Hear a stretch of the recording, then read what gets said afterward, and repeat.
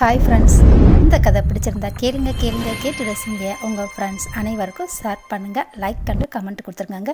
இந்த சேனலில் வர வீடியோ உங்களுக்கு உடனுக்குடன் நோட்டிஃபிகேஷனாக வரணும்னா சைடில் இருக்கிற பெல் ஐக்கானை தட்டி விட்டுருங்க. இந்த கதையுடன் உங்களுடன் இணைய போகும் நான் உங்கள் பவானி. சரி வாங்க போவோம் கதைக்குள்ளே. வானத்தை விட்டு நிலவெங்கு விலகும், வாசத்தை விட்டு மலரெங்கு விரியும், உனக்காக நான் எனக்காக நீ உயிர் வாழும் காலம் வரையும். மண்ணில் வந்த நிலவாய் நீ. அத்தியாயம் 13. மறுநாள் செந்தாமரை பாவையை தங்களது வீட்டிற்கு அழைத்திருந்தார்.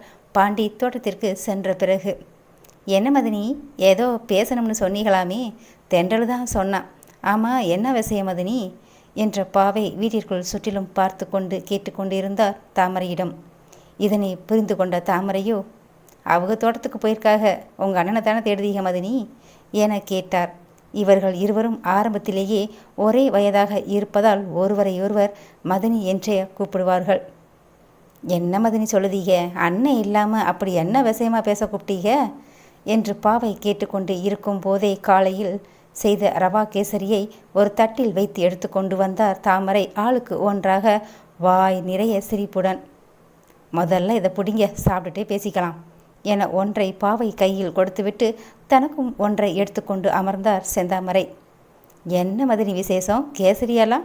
அப்படி யாருக்கும் பிறந்த நாளெலாம் இல்லையே என யோசித்தார் பாவை அவரிடம் கேட்டபடியே. அப்படியல்ல மதினி, ஒரு நல்ல விஷயம் பேசும்போது இனிப்பு சாப்பிட்டு ஆரம்பிக்கணும்னு சொல்வாங்கல்ல, அதே என்றார் தாமரை. பின் தாமரை கொடுத்த கேசரியை சாப்பிட்டு கொண்டே, அப்படி என்ன நல்ல விஷயம்னு சொல்லுங்க மதினி என கேட்டார் பாவை. இல்லை, ரத்தினமும் படிப்பை முடிச்சுட்டு வேலைக்கு போக ஆரம்பிச்சிட்டான்ல, அதான் அவனுக்கு காலகாலத்தில் கண்ணாலத்தை பண்ணி வச்சு விடலாமேன்னு தான் நினைக்கேன். நீங்கள் என்ன சொல்லுதீங்க மதினி என்றிட, பண்ணிடலாம் தான், இதை ஏன் அண்ணன் இல்லாதப்ப பேசணும்? அவங்களும் இருந்தால் சட்டுப்புட்டுன்னு பேசி முடிவெடுத்து நல்ல பொண்ணாக பார்க்கலாம்ல.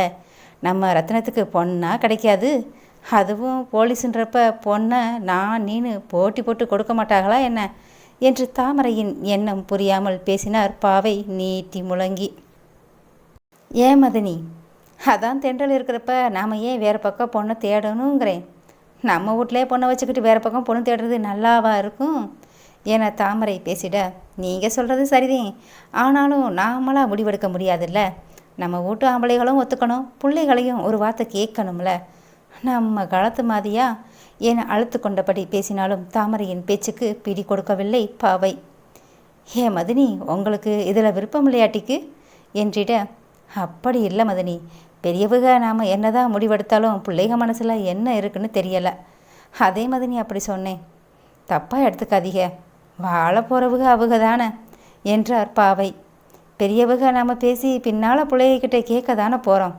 நீங்கள் சொன்னால் என்ன உங்கள் அண்ணன் கேட்காமல போக போகிறாங்க? இல்லை உங்கள் பேச்சுக்கு தென்றல் தான் மறு பேச்சு பேச போகிறாளா?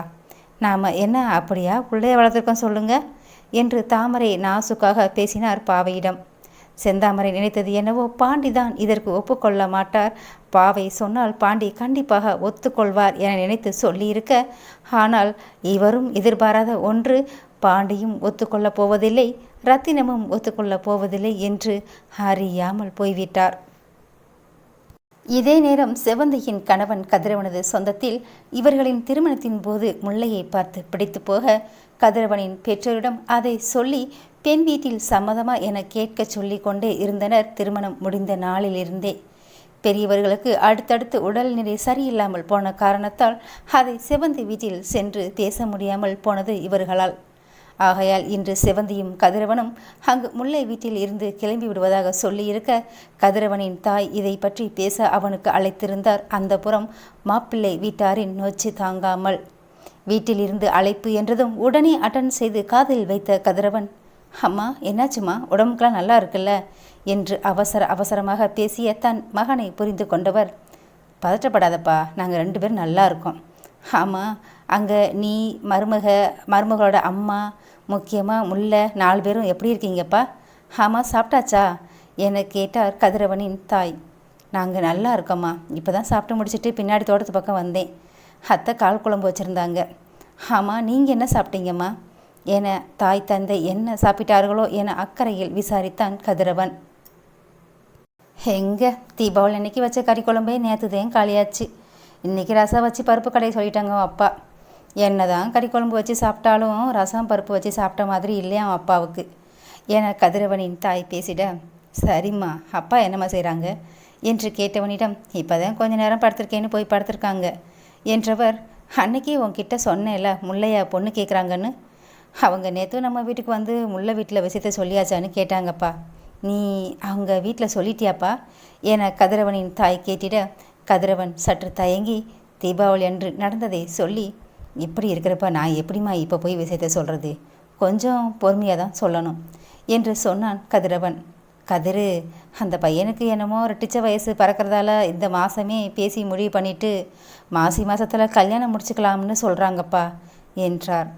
ஏம்மா இவ்வளோ அவசரப்படுறாங்க? அப்படி அவசரம்னா என்ன பொண்ணா கிடைக்காது, வேறு பொண்ணு பார்க்கலாமேம்மா என்றிட, அந்த பையன் கட்டினா முல்லையை தான் கட்டுவேன்னு சொல்கிறானாம்ப்பா என்றவிடம், அப்படி அவசரம்னா அவங்களே வந்து நேராக பேசிக்க சொல்லுங்கம்மா, நாம் தலையிட வேணாம். சரிம்மா, செவந்தியும் முல்லையும் வர்றாங்க, நீங்கள் அவங்கக்கிட்ட இதை பற்றி எதுவும் பேச வேணாம் என்று சொல்லி முடிக்கவும் அவர்கள் இருவரும் முருங்கை மரத்தில் முருங்கை காய்களை பறித்து கொண்டிருக்க, சரிம்மா நான் வைக்கிறேன் என்று சொல்லிவிட்டு அவர்கள் அருகில் சென்று காய்களை பறித்து கொடுத்து கொண்டிருந்தான் கதிரவன். முல்லையை மறுநாளே அவர்கள் வீட்டில் இருந்து பார்க்க வருவார்கள் என்று கதிரவன் நினைத்து கூட பாராமல் இருக்க, மறுநாளே வந்து நின்றார்கள் முல்லையின் வீட்டில். இப்படி வருவார்கள் என்று சொல்லியிருந்தால் கூட முன்னதாகவே சொல்லி இருப்பானோ என்னவோ. ஆனால் அதற்கு பின் நடந்தவற்றை பார்த்தவனுக்கு நல்ல வேளையாக தான் இதை பற்றி பேசவில்லை என நினைத்து கொண்டான் கதிரவன். அன்று இரவு தூக்கம் வராமல் புரண்டு புரண்டு படுத்து கொண்டிருந்தான் ரத்தினம். இப்பொழுது அவளை அழைத்தால் அழைப்பை எடுப்பாளா, எடுக்க மாட்டாளா, அப்படியே எடுத்தாலும் எடுத்த பின் பேசுவாளா, பேச மாட்டாளா என மனதிற்குள்ளாகவே பல முறை கேள்வி கேட்டவன் ஒரு வழியாக அவ பேசாட்டி என்ன, நான் பேசுகிறத கேட்பாள்ல என்று நினைத்தவன் இப்பொழுது கையை மொபைலுக்கு அருகில் கொண்டு செல்வதும் பின்னால் எடுத்து கொள்வதுமாக இருக்க பொறுமை இழந்தவன், டேய் பேசுகிறதா இருந்தால் எடுத்து பேசு, நானும் பார்த்துட்டே இருக்கேன், சும்மா மனுஷனுக்கு டென்ஷன் ஏறுது என்று சொல்லியே விட்டான் நசீர். டேய் இன்னும் தூங்கலையா, என்னமோ தூக்கம் வருதுன்னு அப்பவே படுத்தியேடா என்று எங்கு நசீர் தன்னை கண்டு கொண்டானோ என நினைத்தாலும் அவனிடம் காட்டி கொள்ளாமல் ரத்தினம் கேட்க, எப்படி எப்படி தூக்கம் வரும்னு கேட்டேன், நீ ஒவ்வொரு தடவையும் எழுந்து அசைகிறப்ப தான் உன் பாக்கெட்டில் வச்சுருக்கிற கொலுசு சத்தம் கேட்குதுல, நீங்கள் ரொமான்ஸ் பண்ணுங்க, யார் வேணான்னா, ஆனால் மனுஷனை தூங்க விடேண்டா என்ற நசீர் எழுந்து அமர்ந்தே விட்டான். நீ கோபப்பட்டா நான் அப்படியெல்லாம் பேசாமல் இருக்க முடியாது, பேசதான் போகிறேன், நீ தூங்காமல் போ என்ற ரத்தினம் மொபைலை கையில் எடுத்து அறைக்கு வெளியே சென்றே விட்டான். இதை முதலையே செஞ்சிருக்கலாம்ல, ஆனால் ஒன்று, லவ் பண்ணுறவங்க கூட மட்டும் ரூமை ஷேர் பண்ணவும் கூடாது, அதை விட அவங்க பக்கத்தில் சத்தியமாக படுக்கவே கூடாது, அவங்களும் தூங்க மாட்டாங்க, பக்கத்தில் இருக்கிறவங்களையும் தூங்க விட மாட்டாங்க என்று சொன்ன நசீர் தலைவரை போர்வையை இழுத்து போத்தியவன் மறக்காமல் பஞ்சினை எடுத்து காதில் வைத்துவிட்டு தூங்க ஆரம்பித்தான். மொபைலை எடுத்து வெளியில் சென்றவன் முல்லைக்கு அழைக்க டாயிங் என சத்தம் கேட்க, ஒருவேளை நான் நம்பரை பிளாக்கில் போட்டாலோ என்று நினைத்தவன் இப்பொழுது இன்னொரு நம்பருக்கு அழைப்பு விடுத்தான். உடனே அழைப்பு ஏற்கப்பட, அண்ணா நான் தான் ரத்தினம் பேசுகிறேன், அங்கே எதுவும் பிரச்சனை இல்லைல்ல, இதை கேட்கத்தான் முல்லைக்கு கால் பண்ணினேன், எடுக்கலன்னு தான் உங்களுக்கு கால் பண்ணினேன் என ரத்தினம் சொல்ல, அப்படியெல்லாம் எதுவும் இல்லை, இருங்க இதோ முல்லைகிட்ட கொடுக்குறேன் என சொன்ன கதிர் எதுவும் சொல்லாமல் அவனது மொபைலை முல்லையிடம் நீட்டவும், எப்பொழுதும் போல கதிரின் அம்மாதான் பேசுவதாக நினைத்தவள், அத்த என்ன இப்போதான் இந்த முல்லை ஞாபகம் வந்துச்சா என்று கேட்டுக்கொண்டே வெகு நேரம் பேசுவதற்கு தோதாக வெளித்திண்ணையில் போய் அமர்ந்து கொண்டாள் முல்லை.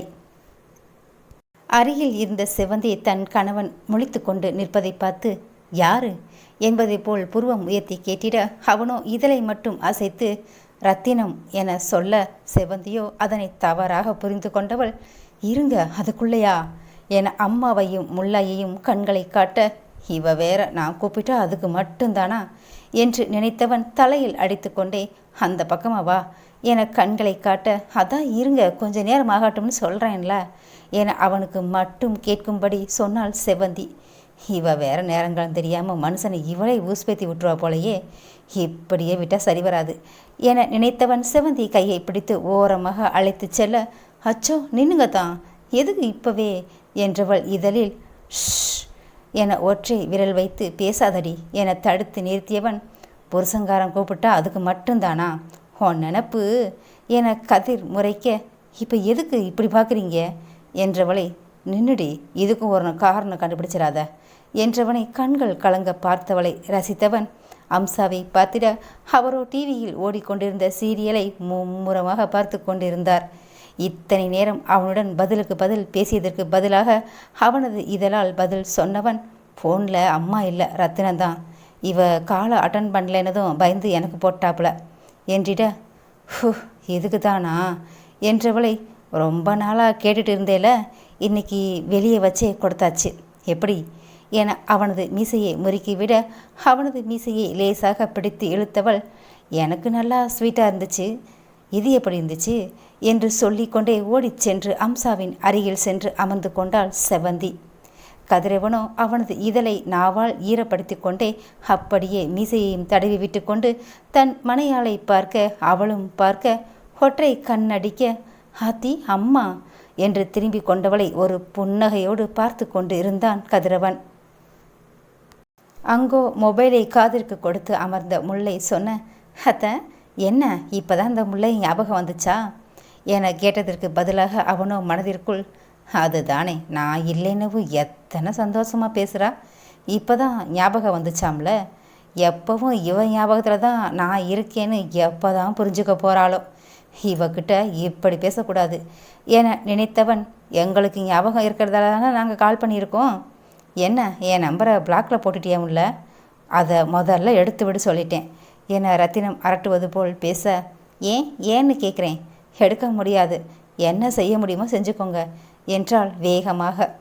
அவனும் இதை கேட்டு அவள் பேசியவுடன் சத்தம் இல்லாமல் சிரித்து கொண்டே, அதுக்கெல்லாம் கைது பண்ண சொல்லலையே, என்ன பண்ணுறதான் என்றிட, ஏன் கைது பண்ணி தான் பாருங்களேன் என்றவளை ஒரு புன்னகையுடன், அதான் என்னையே கைது செஞ்சு உனக்குள்ளே வச்சிருக்கையே என மனதிற்குள் நினைத்தவன், நானும் மனசுக்குள்ளே எப்போவோ உன்னை கைது செஞ்சிட்டேன், ஆனாலும் இந்த வாயாடி இல்லை இந்த ஆஃபீஸர் தான் புரிஞ்சுக்கல என்றவனின் பேச்சு புரியாதவளாக, நீங்கள் என்ன சொல்கிறீங்க எனக்கு புரியவே இல்லை என்றாள். இப்போ புரிகிற மாதிரி சொல்கிறேன், சாரி முல்லை என்றவிடம், எதுக்கு என்றாள். என்னால் அப்பா ஓ மச்சான் முன்னாடி எதுவும் பேச முடியலை, மறுநாள் காலையிலேயே வேலை விஷயமா இங்கே வந்ததும் உன்கிட்ட அதுக்கப்புறம் பேச முடியலை, நீ அன்னைக்கு ரொம்ப பயந்துட்டியா என்று கேட்டதும் அனைத்தையும் மறந்தவளாய் என்ற ஒற்றை சொல்லில் பதில் சொன்னாள் முல்லை.